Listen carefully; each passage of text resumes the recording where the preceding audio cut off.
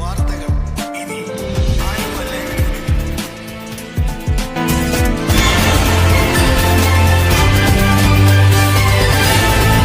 വ്യത്യസ്ത മേഖലകളിൽ പ്രതിഭ തെളിയിച്ചവർക്കുള്ള കേരള മാപ്പിള കലാഭവന്റെ 2023 പുരസ്കാരങ്ങൾ സമ്മാനിച്ചു.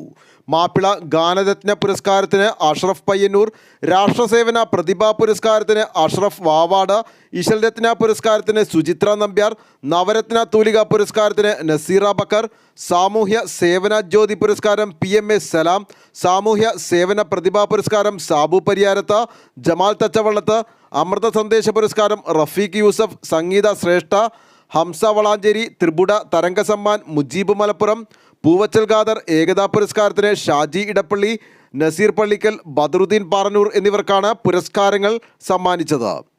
Kerala electricity board ombudsman ACK Nair ഉദ്ഘാടനം ചെയ്തു. മാപ്പിള കലാഭവൻ പ്രസിഡന്റ് കുഞ്ഞുമോൻ കാനിരത്തിങ്കൽ അധ്യക്ഷത വഹിച്ചു. Kerala mission joint director Dimple Maggie, Thomas Varghese, serial cinema താരങ്ങളായ കിഷോർ സത്യ, ഡോക്ടർ രജിത് കുമാർ, സിന്ധു ഹരീഷ്, അബ്ദുൾ ജമാൽ, ഷിയാസ് പെരുമ്പാവൂർ, അൻസാർ, ബഷീർ ആലുവ എന്നിവർ സംസാരിച്ചു. ആലുവ ലൈവ് ന്യൂസിനു വേണ്ടി സിദ്ദീഖ് കാരക്കാടിനൊപ്പം സനൂപ് കളമശ്ശേരി.